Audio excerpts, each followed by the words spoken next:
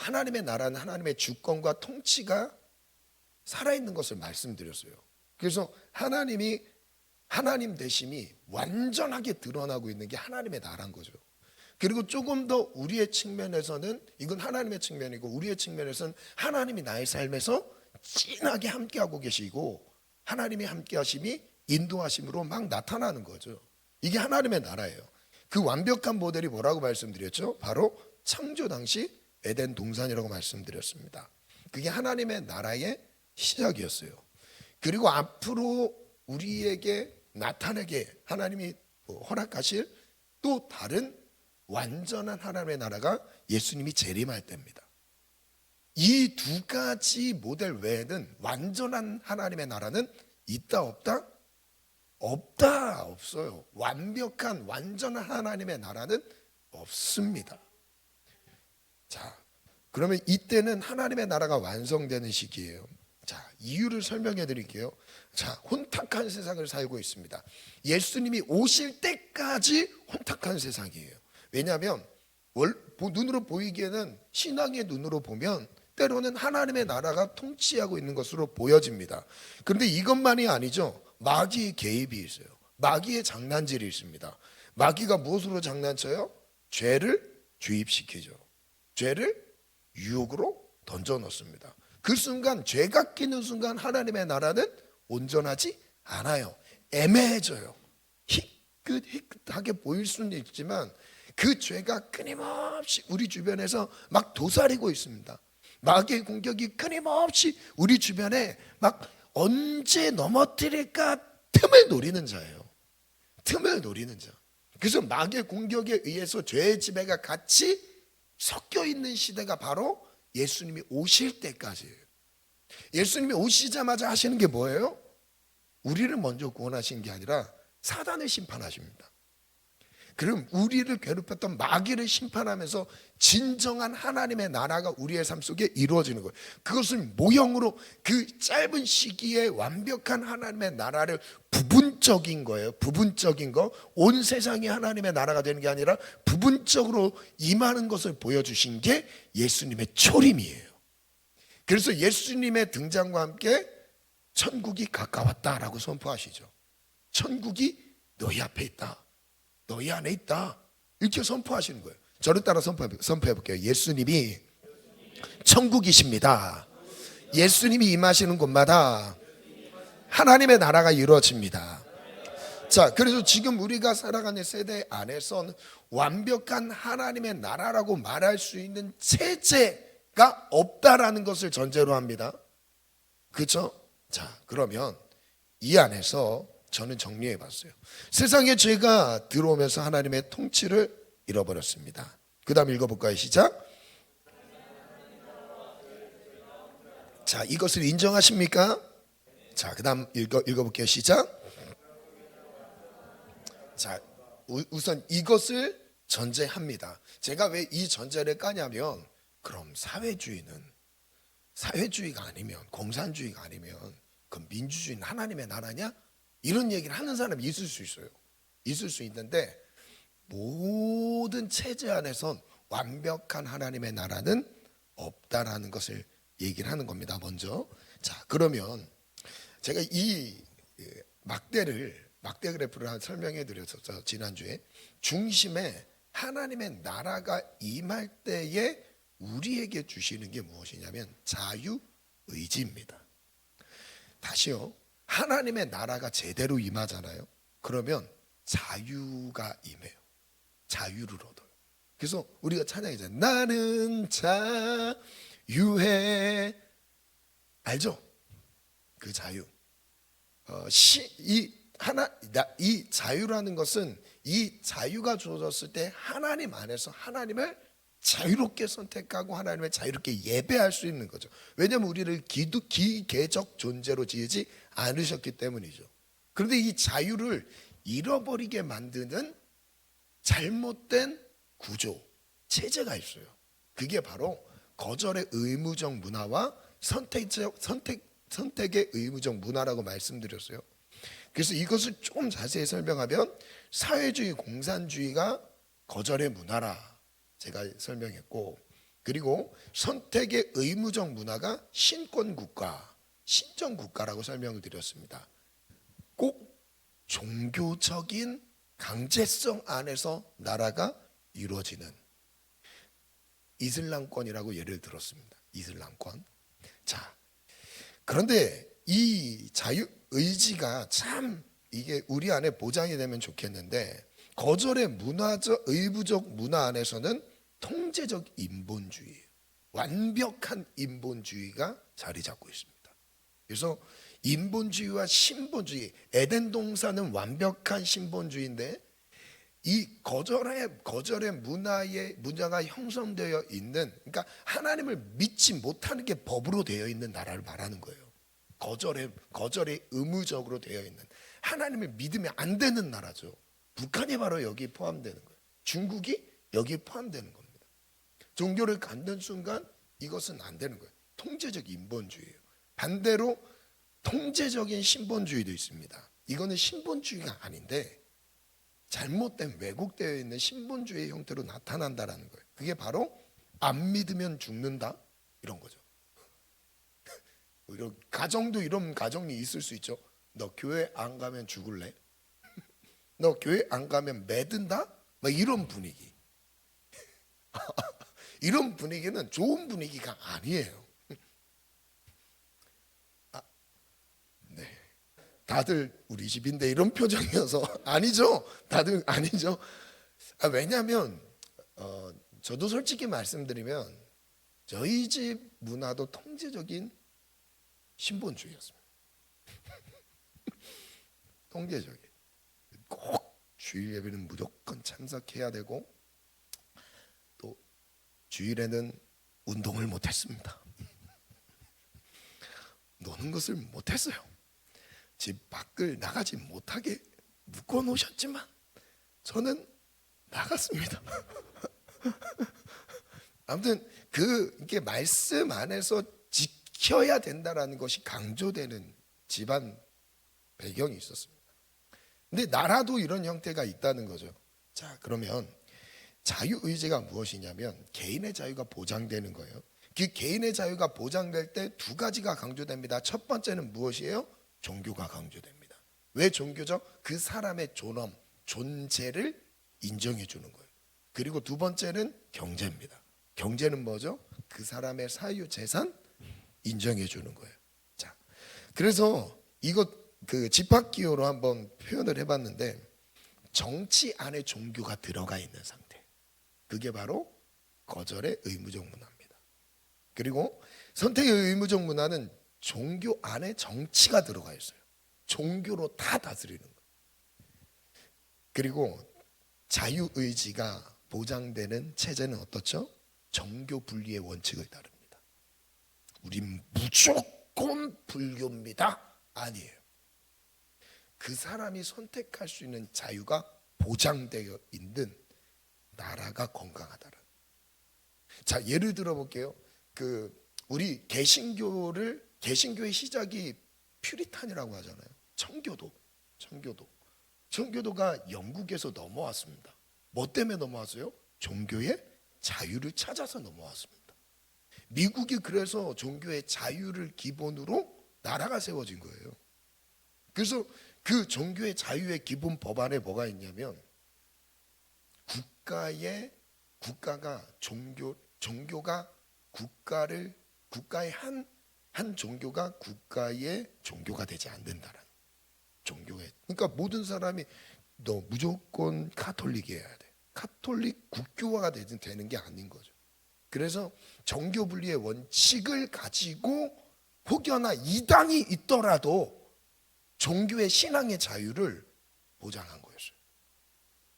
그 사람의 존재, 그 사람의 선택할 수 있는 의지를 존중해 주는 거예요. 그게 바로 이 신라원에 있었던, 에덴 동산에 있었던 선악과라고 말씀드렸잖아요.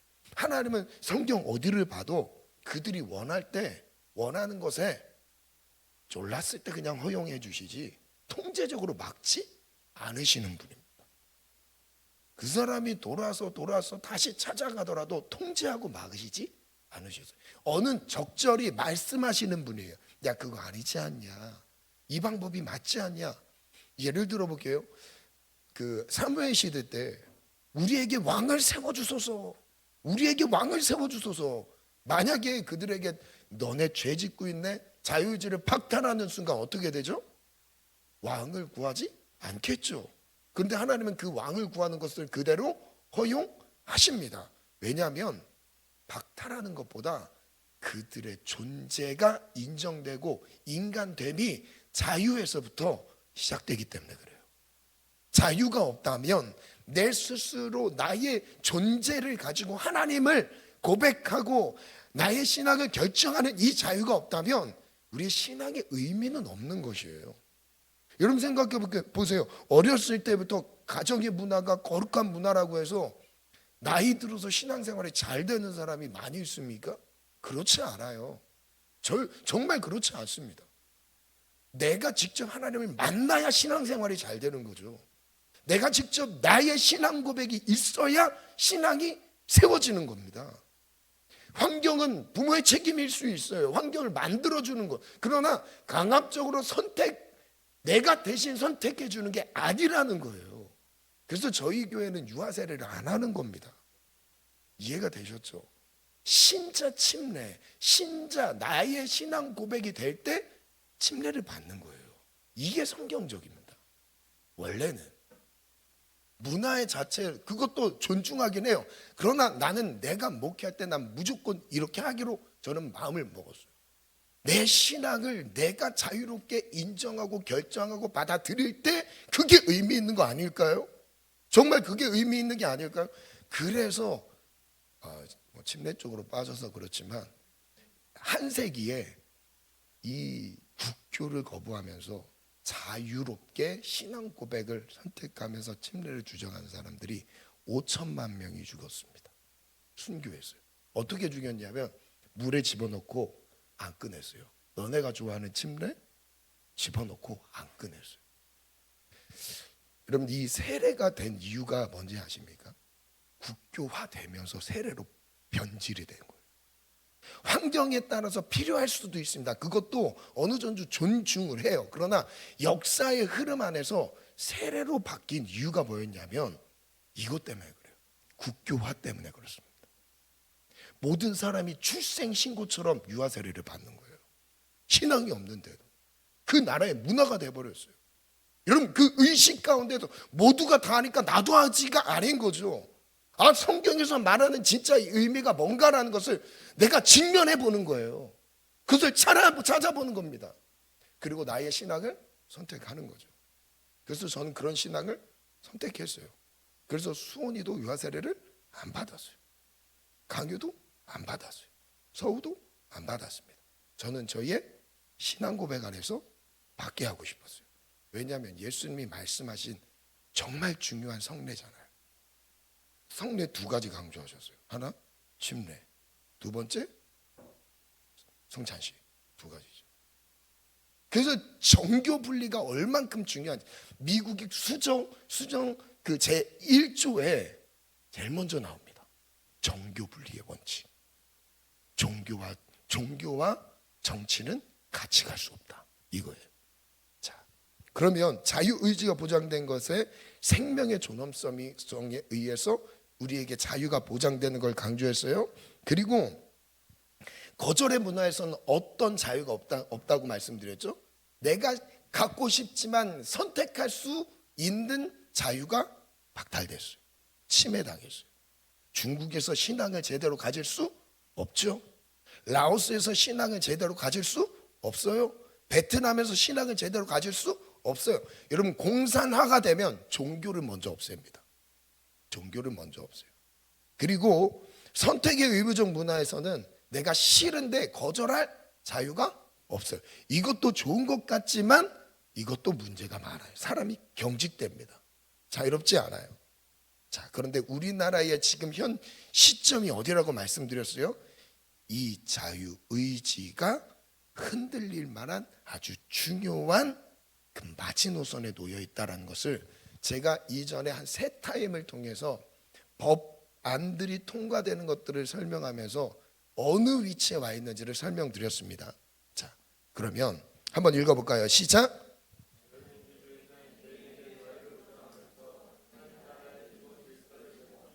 완벽한 하나님의 나라는 아니지만 자유라는 개인의 존엄성, 자유를 인정하면서 스스로 하나님을 선택할 수 있는 틀은 만들어준다. 그래서 지금 세대 안에서 가장 건강한 그리고 하나님 나라에 가까운 체제가 자유민주주의 체제라는 걸 얘기하는 겁니다. 두 번째 시작.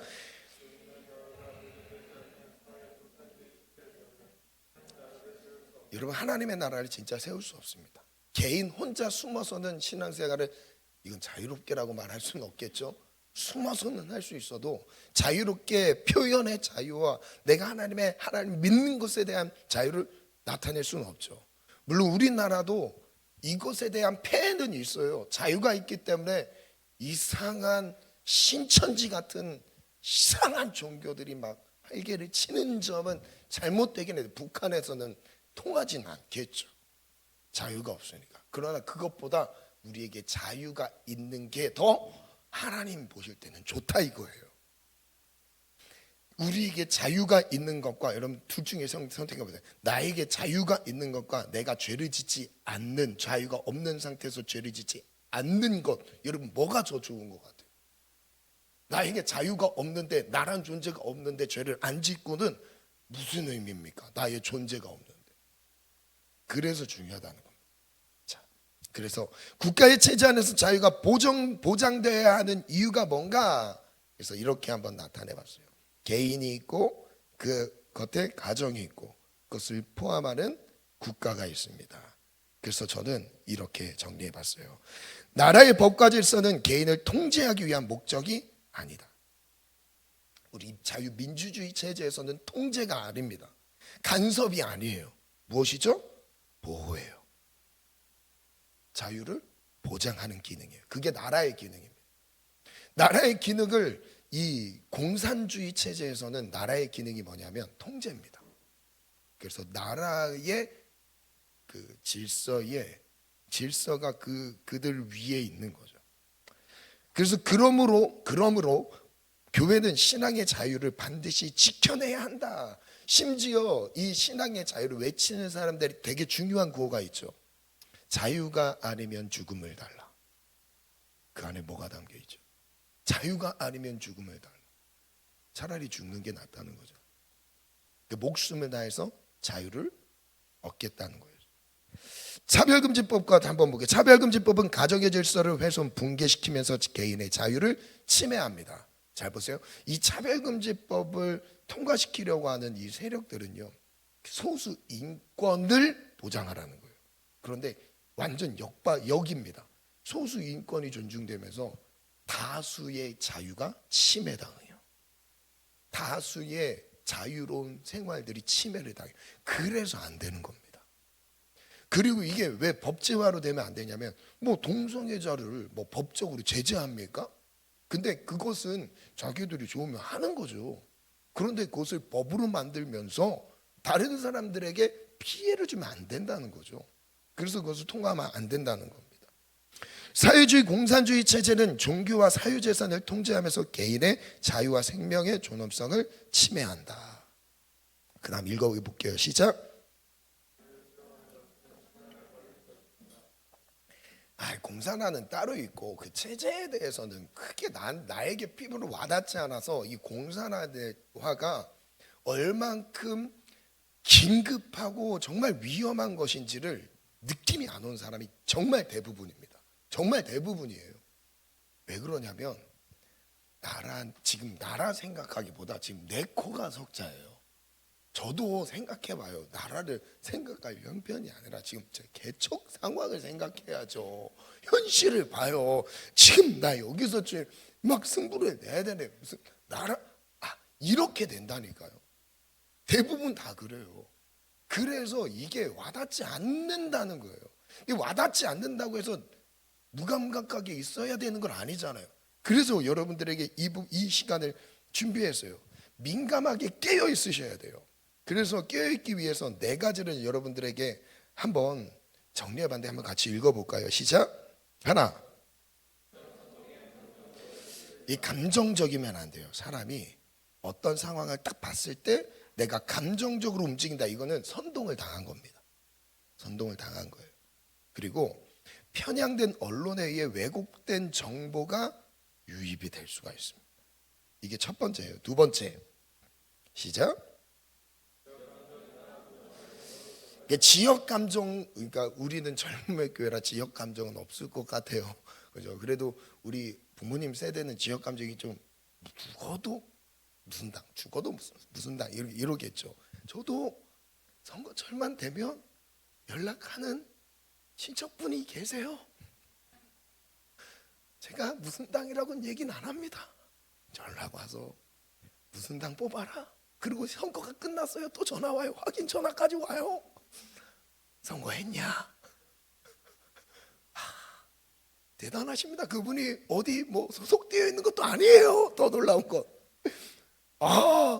열심 당원이십니다. 진짜 뭐 어디에서 뭐 선교 유세하시는 분도 아니고 막 소속되어 있는 분도 아니에요. 대단하세요. 진짜 연락이 와요. 그런데 고정관념으로 내가 예전부터 이랬으니까 이런 고정관념에서 젊기 때문에 쉽게 매이지 않는다는 거죠. 환경의 영향을 받으면 분별력이 떨어집니다. 분별력을 제대로 갖추지 못해요. 세 번째 볼게요. 시작.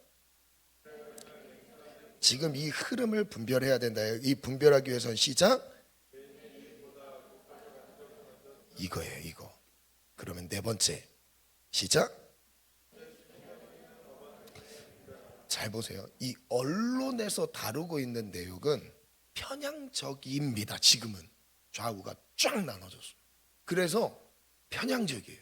그런데 여기에서 제대로 분별하려면 객관적인 정보가 어디서 나오냐면 통과되는 법안들을 보면 흐름을 읽을 수 있어요. 그래서 말씀드리는 겁니다. 왜냐하면 이 법은 속이지 않습니다. 이 법을 딱 만들어 놓으면 그 법에 의해서 살아가게 되는 거죠. 그래서 가장 객관적인 판단 기준은 법이 뭐다? 법의 내용이다라는 거죠. 그래서 제가 오늘은 민주노총에 대해서 여러분들에게 다루려고 합니다. 제가 이것을 3주 준비했어요. 주일 예배 준비하는 것보다 더 마음을 쏟았습니다.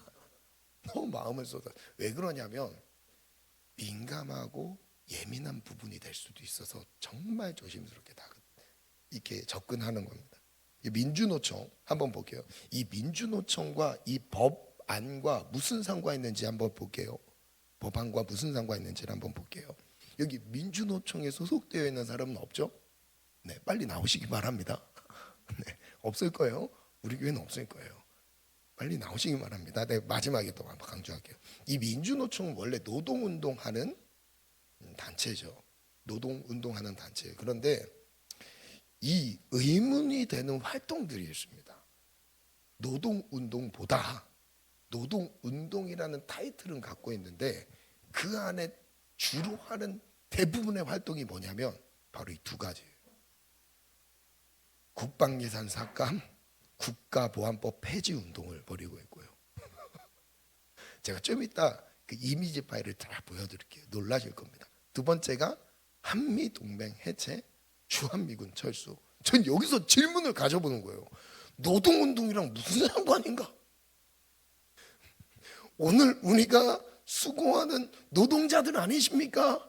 일터에서 일하는 노동자들 아니십니까? 한미동맹 해체하라. 이 운동이 여러분 연관성이 물론 뭐 만드는 대로 뭐 있다고 할 수 있겠지만 느낌이 오세요? 있나요? 이게 노동운동이랑 무슨 연관성이 있어 보이세요? 그 부분을 제가 설명해 드릴게요. 지금 현재 민주노총에 가입되어 있는 노조의 현황입니다. 엄청 많죠? 16개예요. 여기 전교조도 있고요, 대학노조도 있고요, 금속노조 있고, 언론노조, 빵빵한 노조를 지금 언급한 겁니다. 그래서 차별금지법 통과될 위기가 딱 있을 때 전교조 장난 아니게 활동합니다.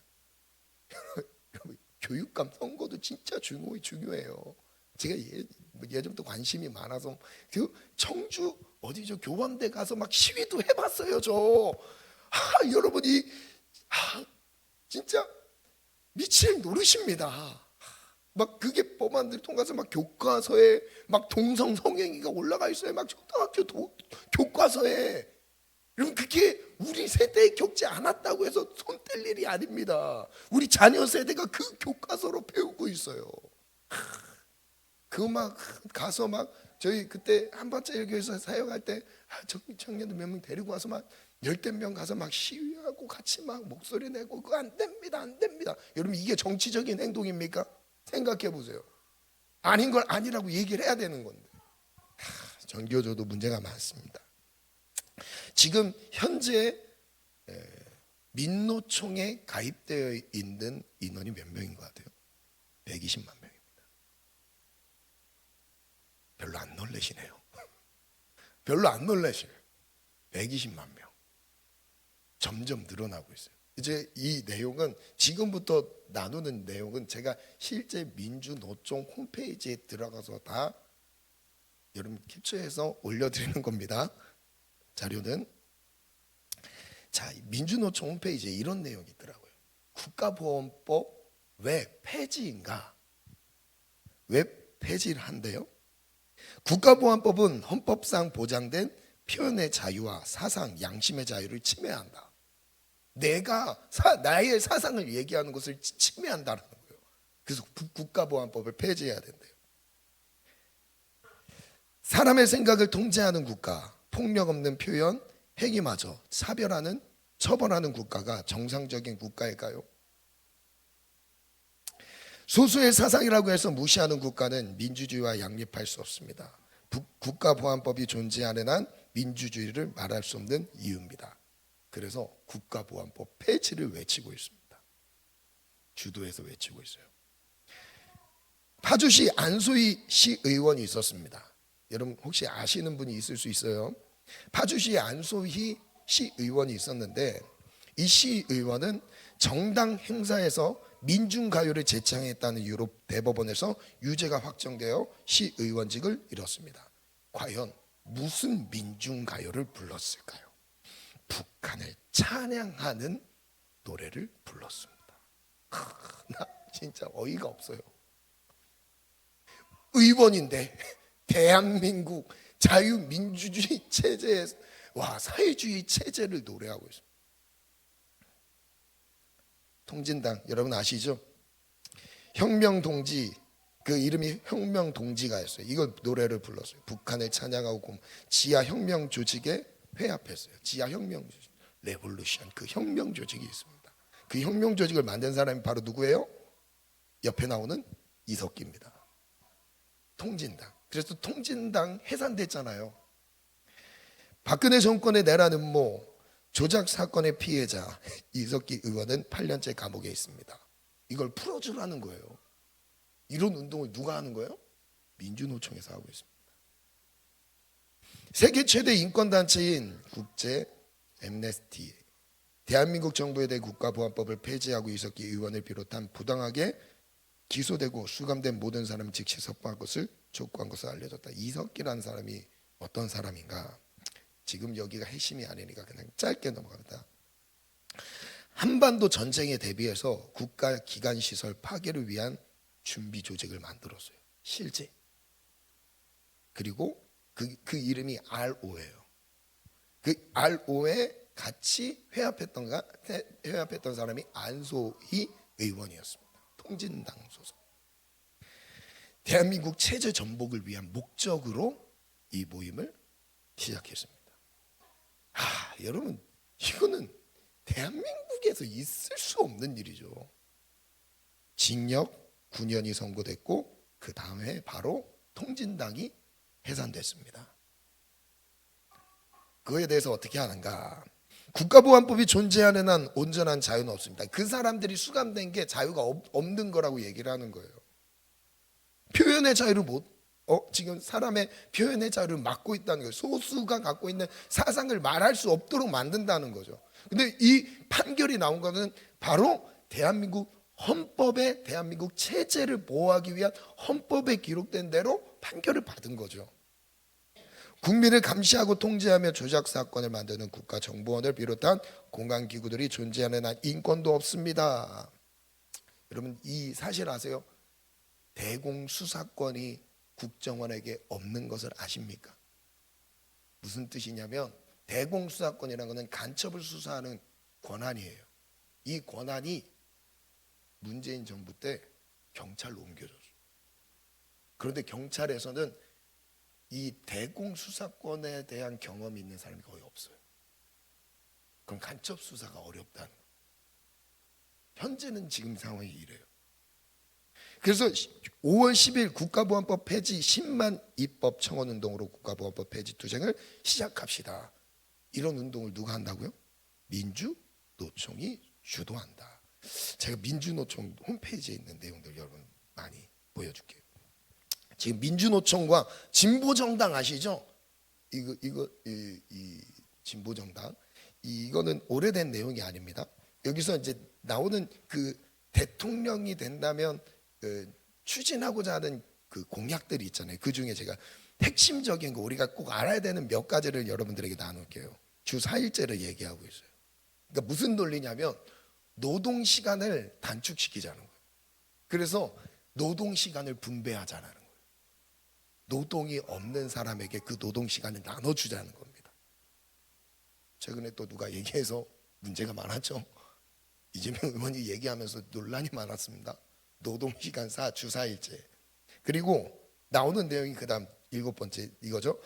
경제민주화 실현합니다. 자산 불평등을 해소하고 토지와 주거 공공성을 확대한다. 토지 국유화를 향해 가려고 합니다. 토지 국유화 여러분 이거 끔찍한 집이 없는 사람은 좋은 소식이죠. 땅이 없는 저에게는 좋은 소식이긴 한데 나의 유익이 아니라 전체를 생각해 봤을 때라는 거죠. 그 다음에 한 번 더 볼게요. 성차별을 해소하고 사회적 수수 인권을 보장한다. 차별금지법 제정하자. 이건 나중에 할 문제가 아니라 지금 빨리 하자는 거예요. 그것도 앞서서 움직이는 사람들입니다. 절대 반성경적이죠. 마지막 공약을 보니까 한반도 평화체제를 실현한다. 이게 한미동맹을 해체라는 움직임이죠. 전 이해가 안 되는 게 북한 체제가 좋으면 가면 되잖아요. 안 그래요? 아니 북한 체제가 좋으면 북한 가서 옥수수 죽 먹으면서 살면 되잖아요. 계속 평생 금식하면서. 아닌가요? 그래. 아무튼 제정신이 아닌 것 같습니다. 그다음 볼게요. 이 민주노총 간첩 사건을 제가 다룬 이유가 이제 최근에 요 며칠 하루 이틀 사이에 좀 더 불거진 것 같은데 참고로 저는 3주 전에 준비하는 지체들이랑 대화를 나누면서 준비했던 내용이에요. 아셨죠? 민주노총 간첩 사건 한번 정리해 볼게요. 최근에 있었던 24년도 작년이죠. 민주노총 전 현직 간부 3명이 1심 결과가 나왔습니다. 옆에 사진 보이는 석건호 이 사람은 징역 15년형이 나왔어요. 그렇죠? 자세한 내용을 좀 이따 나눌게요. 그리고 민노총 보건노조 여러 가지 노조가 있었잖아요. 그 중에 보건노조입니다. 보건노조의 조직실장이에요. 김영수 이 사람은 징역 7년. 금속노조 얘기해서 금속노조도 엄청 커요. 금속노조도 양기창 5년형을 받았어요. 그리고 이 외에 아직 실명이 거론되지 않았지만 지지난달이네요. 1월 31일 민주노총 간부 출신 2명이 또 추가로 재판에 회부됐습니다.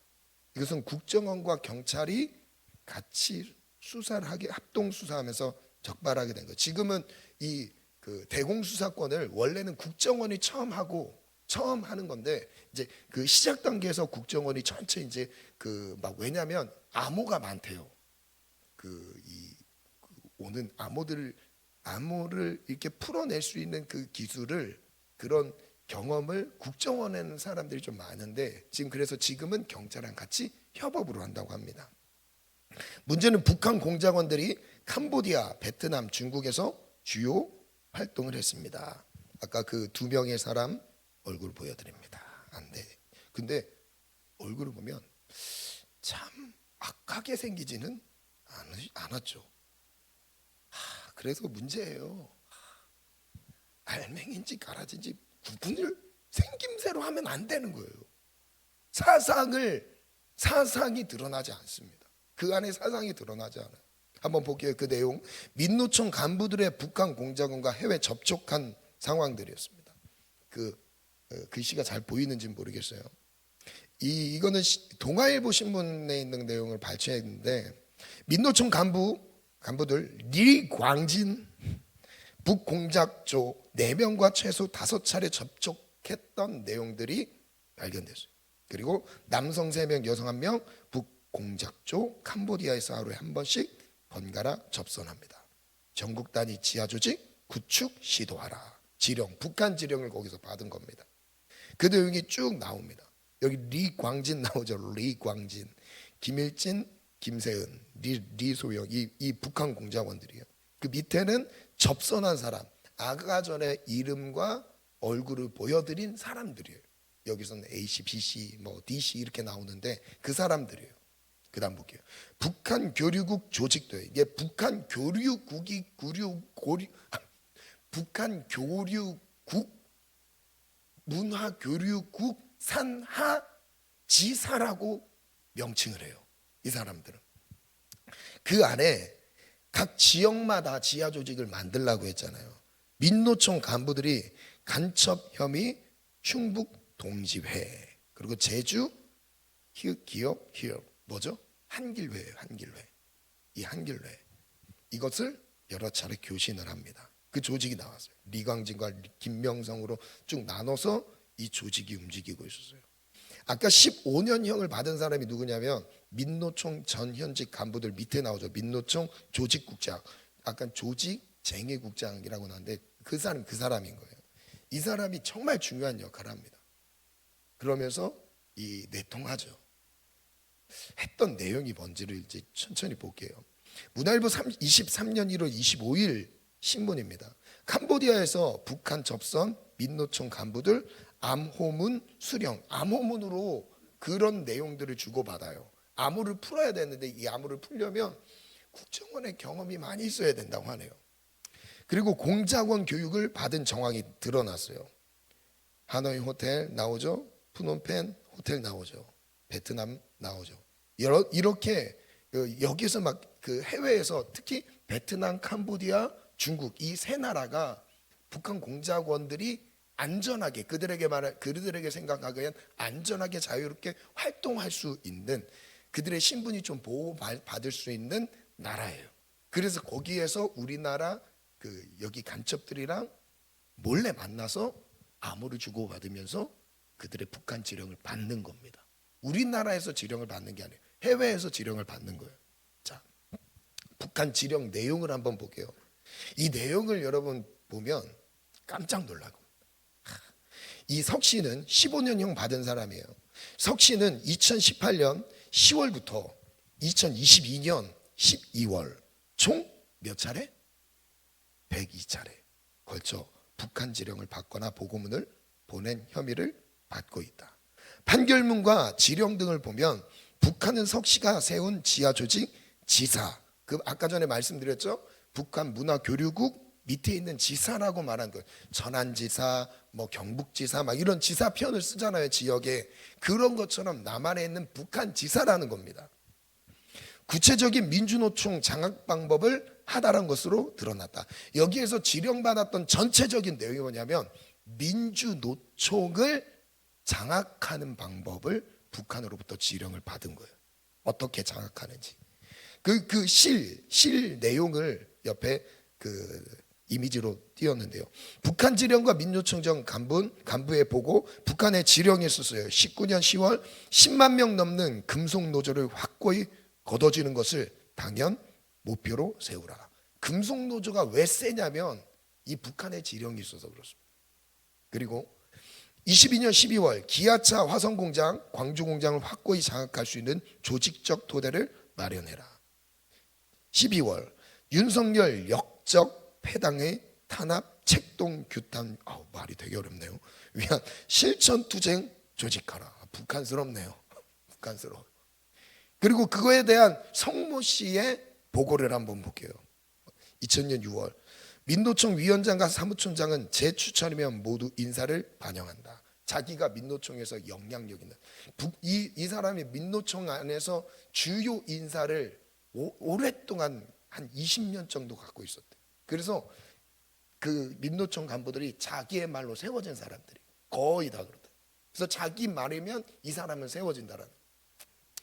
이남 사회의 김일성, 김정일 주의화 위협을 빛나게 실현하겠다. 민노총 총국의 독서 모임을 만들겠다.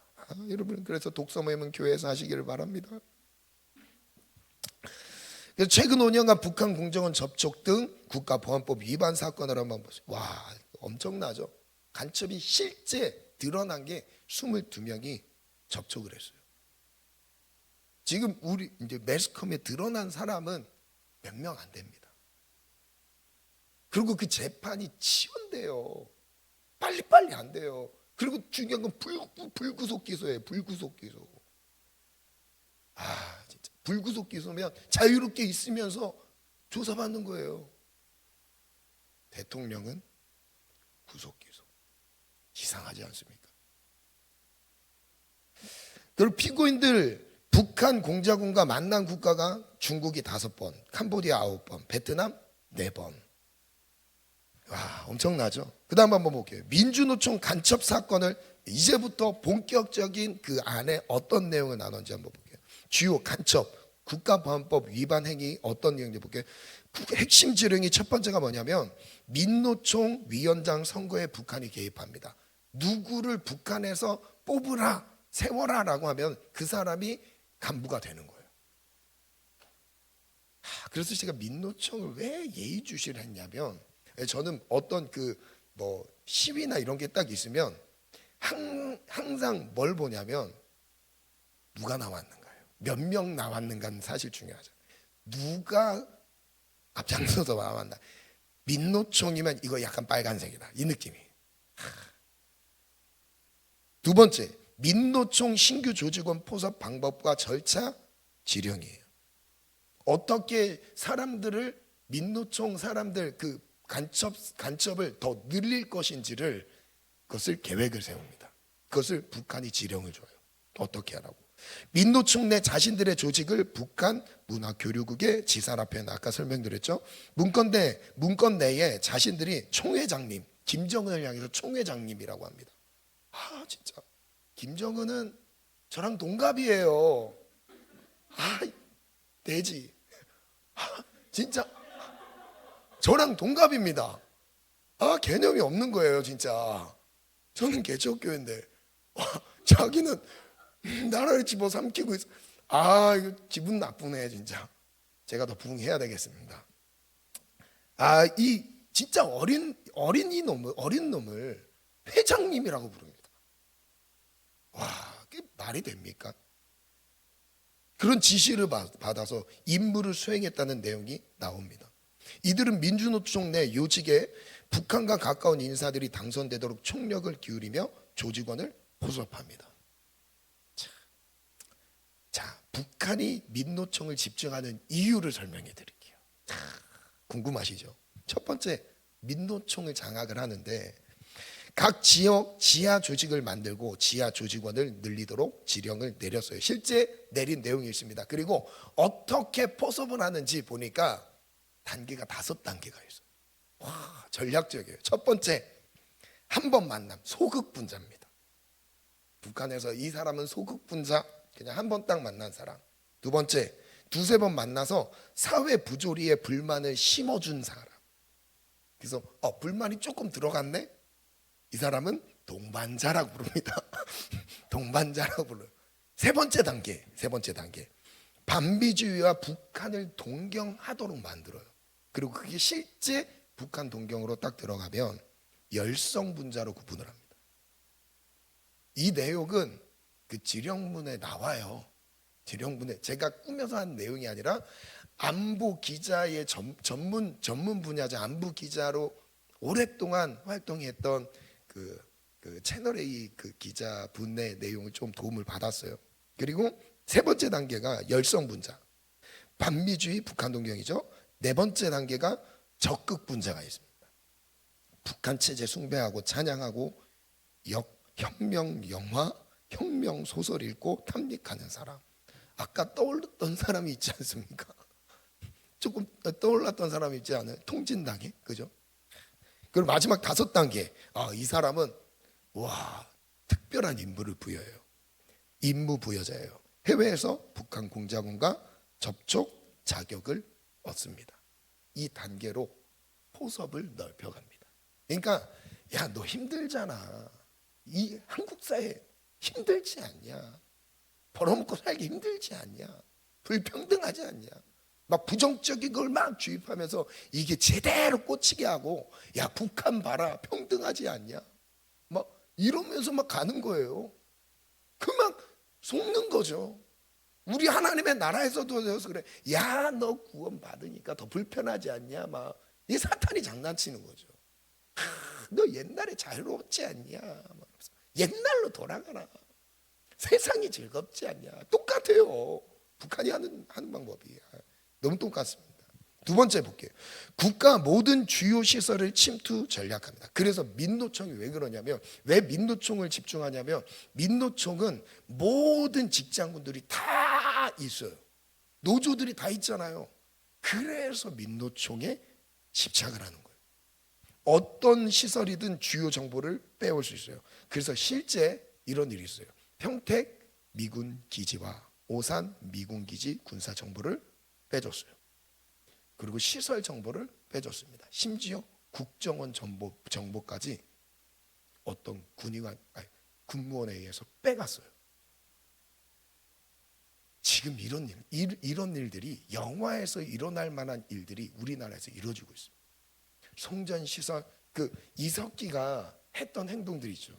그 전에 RO를 조직하고 그들에게 어떤 지령을 좀 주면서 우리는 전쟁 전에 한반도를 붕괴시켜야 된다. 그러면서 막 여러 시설들에 어떻게 혁명을 일으킬 것인지 진짜 자세히 계획을 세웠던 거예요. 세 번째, 여러분, 이것도 깜짝 놀랄 일입니다. 지금까지 내용은 우리와 좀 멀게 느껴졌을 수도 있어요. 근데 지금 내용은 흔히 우리 뉴스에서 많이 봤던 내용들이에요. 야외 집회를 통해 여론을 선동하는 겁니다. 국내 정치 현안에 북한 지령으로 직접적인 개입이 있습니다. 시민운동이나 장외투쟁을 정치 캠페인으로 위장합니다. 예를 들어서 이태원 참사, 화물연대 파업, 반미 반일투쟁, 반정부 시위, 탄핵 시위, 이런 것들이 지령으로 내려요. 그리고 이런 시위가 있을 때마다 똑같은 내용의 북한 지령이 있었던 거예요. 그 내용을 한번 볼게요. 이거는 중앙일보에 나왔던 내용인데 북한이 민주노총에 보낸 지령문 주요 내용이 바로 이렇습니다. 이 내용은 그냥 한번 보세요. 그 다음 넘어가 볼게요. 이것 좀 자세히 언급한 내용이 있어요. 민주노총 간첩 사건, 2019년 1월 청와대 등 주요 통치기관들에 대한 송전망 체계, 통신시설 체계입니다. 자료를 입수하여 이를 마비시키기 위한 준비 사업을 추진하라. 화성, 평택 지역 군사기지, 화력발전소 이런 등등 유사시 대비해라.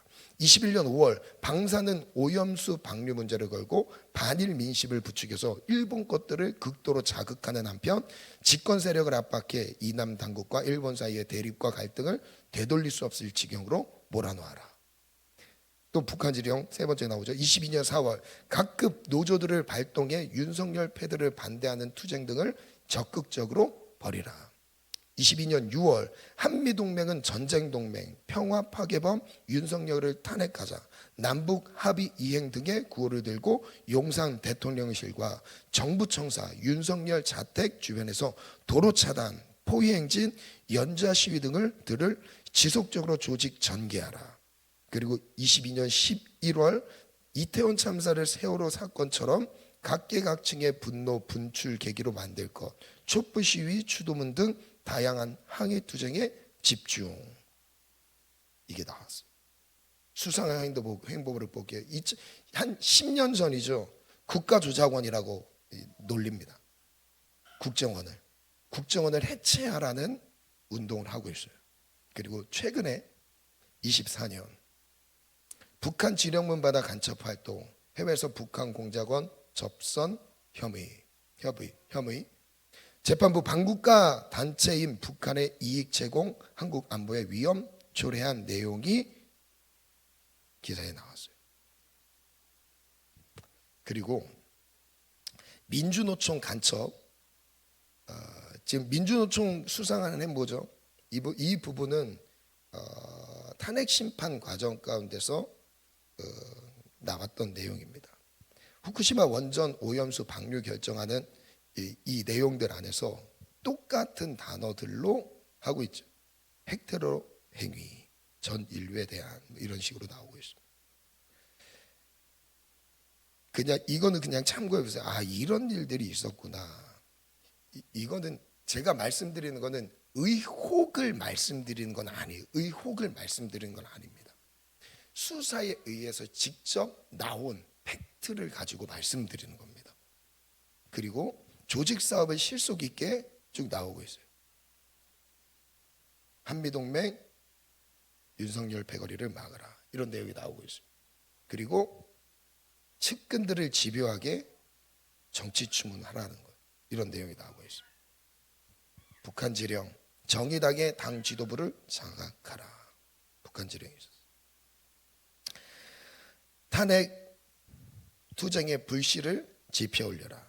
앞으로의 모든 대중 투쟁들을 반미 반보수 반정부 투쟁으로 확고히 지향시켜 제2의 촛불 항쟁 때와 같은 윤석열 탄핵 투쟁의 불씨를 지펴 올려라. 그리고 이상민 행안부 장관, 그렇죠, 관련된 건데, 헌정사상 최초의 국무위원 탄핵이 됐어요. 이태원 참사 희생자 추모 시민 촛불 집회를 개최하여 윤석열 퇴진 함성이 서울 시내를 흔들게 하라. 박근혜 년의 탄핵을 이끌어낸 2014년의 세월호 참사 진상 규명 투쟁과 같은 정세 국면을 조성하는 데 집중하라. 그리고 제가 오늘 그 내용들을 한번 보려고 민노총 홈페이지 안에 들어간 이미지 작업 내에 있는 뭐라고 해야 되죠? 클릭하면 이제 들어가서 쭉 열람할 수 있는데, 가보니까 90%는 이 내용이에요. 120만 전태일의 힘으로 윤석열 정권 퇴진, 현수막 만들고 전단지 만들고 탄핵하라, 그죠? 이것도 최근 내용입니다. 120만 민주노총이 결심했습니다. 반란수기의 윤석열을 끌어내겠습니다. 이 내용은 계엄령이 있기 전의 내용입니다. 계엄령이 아니다, 그죠? 제가 그 전에 이 내용, 지금 내용들은 계엄령이 있기 전 내용들이에요. 잘 보세요. 11년 11월 9일이잖아요. 12월 3일 날 계엄했는데, 그 전에 내용들이 다 뭐냐면 윤석열 퇴진, 탄핵하라. 이 내용이 엄청난 많은 내용, 이미지로 만들어서 홍보하고 그 운동을 하고 있습니다. 했었죠. 민주노총, 진보정당 대선 공동선언을 합니다. 참 어이가 없습니다. 이거는 현재 이 홈페이지를 딱 들어가면 이게 떠요. 이미지 자료실 딱 들어가면 바로 제일 상단에 이게 나옵니다.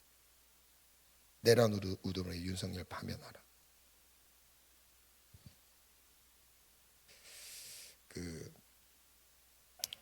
제가 이 내용을 나눈 이유가 우리에게 저는 이런 거죠. 우리는 언론을 보면 언론은 우리의 눈과 귀가 됩니다. 언론에서 나오는 정보들에 의해서 우리가 우리나라의 상황을 이해하게 돼요. 그런데 그게 만약에 조작된 정보라면 우린 그거에 의해 휘둘리게 된다. 저는 지금 이 시기가 얼마나 위험한 시기이냐면 우리가 진짜 깨어서 기도하면서 이 나라 이 민족에 하나님이 주신 이 자유가 지켜지는 나라가 되어야 됩니다. 지켜지는 나라가 되어야 돼요. 이거죠. 북한에서의 지령이 있는 것과 지령의 내용과 실제 현장에서 했던 민주노총에서 했던 현수막의 내용들, 찌라시의 내용들을 보니까 같은 내용이에요. 다른 내용이 아니에요. 문구까지 똑같습니다. 북한 지령 그 암호를 해독해서 해석을 해서 다 풀어보니까 그 내용이 그대로 나와 있는 거예요. 지금 우리나라가 간첩이 없다고요? 아닙니다. 간첩이 너무 많습니다. 너무 많아요. 전 이렇게 생각합니다. 모든 사람이 간첩이라고 생각하는 게 아니라 그 강한 선동 세력에 의해서 감정적으로 쏠려 있는 사람들이 그쪽으로 막 가요. 그러면서 대한민국의 자유, 대한민국 민주주의의 체제를 흔들어 놓습니다.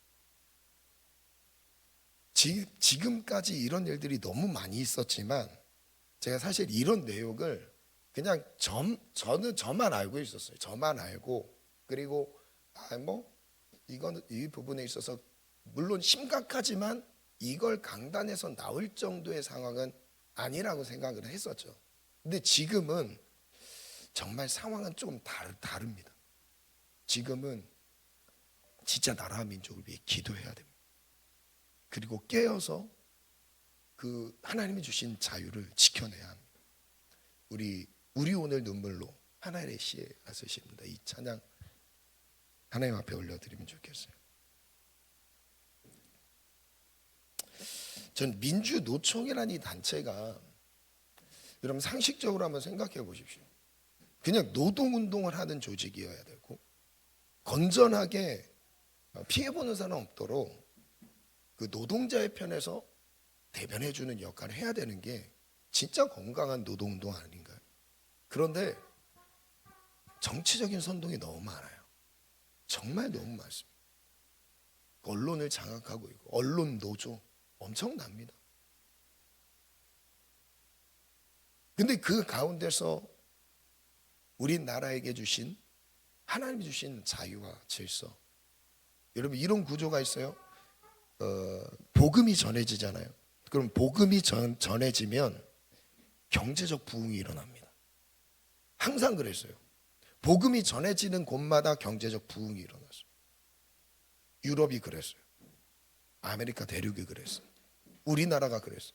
우리나라 살 수 없는 아예 세국전 정책으로 인해서 문명을 받아들이지도 않았고 그리고 그 이후에 또 그 안에서 유교 전쟁이 있었잖아요. 그 안에서 어떻게 우리나라가 살 수 있었겠습니까? 근데 우리나라에 복음이 들어오면서 복음과 함께 경제적인 부흥이 일어났습니다. 그런데 이 경제적인 부흥은 그 중간에 생략된 게 있어요. 복음과 함께 자유가 주어지면서 경제적 부흥이 일어나는 거예요. 여러분 거기를 한번 보세요. 진짜 그 공산국가에서는 경제가 아닙니다. 사유재산 아닙니다. 없어요. 보장 못 받아요. 나라가 통제해요. 어쩌면 이것이 우리에게 중요하지 않다고 생각할 수 있습니다. 그런데 우리에게 주신 이 자유민주주의 체제가 지켜져야 됩니다. 여러분 아멘 하셔야 되는데 여러분 이 자유는 있을 때는 중요한지 몰라요. 진짜 있을 때는 중요한지 모릅니다. 근데 언제 우리는 자유 있었으니까 항상 자유가 주어지겠지? 라고 생각하면 안 돼요. 우리에게 주어진 자유가 지켜져야 됩니다. 반주해 주세요. 자유가 지켜져야 됩니다. 우리 대한민국은 기도로 세워진 나라예요, 여러분. 대한민국이 세워질 때는 우리 믿음의 선배들이 피 뿌리고 희생하여 세운 나라가 우리 대한민국입니다. 우리가 누리고 있는 이 자유민주주의 체제가 그냥 얻어진 게 아니에요. 우리 젊어서 아직 그 이전 세대의 경험을 내가 하지 않았기 때문에 소중한지 모를 수도 있습니다. 여러분, 이 복음이 들어오는 이 과정은 정말 소중했던 희생했던 분들에 의해서 우리나라에 복음이 주어진 겁니다. 복음과 함께 자유가 주어졌고요. 하나님은 그 자유 안에서 대한민국에 부흥을 허락하셨어요. 경제적 부흥을 허락하셨어요. 살지 못하던 이 땅 가운데 하나님이 부흥을 허락하셨습니다. 하나님은 지금도 이 자유가 지켜지길 원해요. 여러분, 이 체제의 전쟁이라는 것은 어떤 의미냐면 이 체제가 나에게 피부에 와닿지 않을 수도 있어요. 중요하지 않다고 느낄 수도 있어요. 그런데 제가 아까 전에 말씀드렸죠. 경계선에 놓여 있다고. 이 체제가 넘어갈 위기에 있다고 말씀드렸습니다. 왜냐하면 법안이 추진되는 내용을 보니까 이거는 진짜 심각한 수준. 이전에는 이 정도까지 이루어지지 않았습니다. 법안이 추진된다는 것은요, 그 법안을 결정할 수 있는 권한을 가지고 있는 사람들이 다른 사상을 갖고 있다는 겁니다. 다른 사상이면 뭡니까? 공산주의 사상을 갖고 있는 거 아니면 뭘로 설명하겠어요? 국가보안법 폐지하자는 그 운동의 시발점을 갖고 있는 데가 어디라고? 민주노총이라고 말씀드렸잖아요. 근데 이 민주노총 갖고 있는 이 사상을 지금도 뭐 한두 명이 갖고 있는 게 아니라 보편적으로 가지고 있으면서 오히려 다수가 되어서 그것을 통과시키려고 하고 있는 상황. 다른 법안은 이것만큼 중요하지 않기 때문에 안 다루는 겁니다.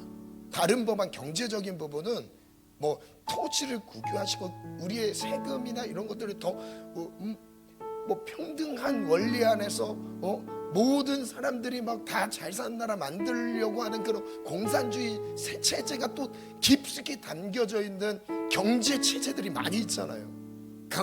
경제가 담겨져 있는 법안들도 많이 있잖아요. 그건 지금 다르잖아요. 왜냐하면 이것만큼 중요하지 않기 때문에 그렇죠.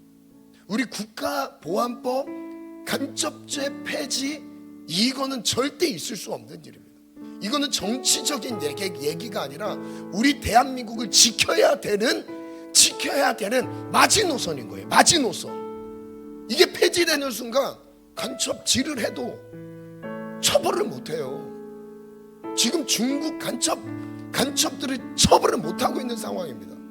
중국 간첩들이 잡혔어요. 그런데 간첩죄로 처벌을 못하고 있는 상황이에요. 간첩대를 더 확장시켜야 되는 이 상황에서 적국 간첩에서 외국 간첩으로 늘려야 되는 이 상황에서 이 법안이 통과가 안 되고 있습니다. 계속 간첩질을 해도, 간첩 행위를 해도 우리나라에서는 지금 특별한 국가보안법에 의한 처벌을 못 받고 있는 이상한 나라가 되어버렸어요. 왜 그럴까요? 생각해 보세요. 왜 그럴까요? 다른 사상을 가지고 있는 사람들이 지배적이기 때문에 그렇습니다. 여러분, 뭘로 설명하겠어요? 여러분, 복음도 똑같아요. 우리 교회를 하나님이 세워가십니다. 항상 건강할까요? 아닙니다. 사단이 뿌려놓는 사람들이 있을 수 있어요. 그러나 그 가운데서 우리가 깨어있는 거예요. 매 순간 깨어있으면서 교회를 살아가고 교회를 지켜내야 됩니다.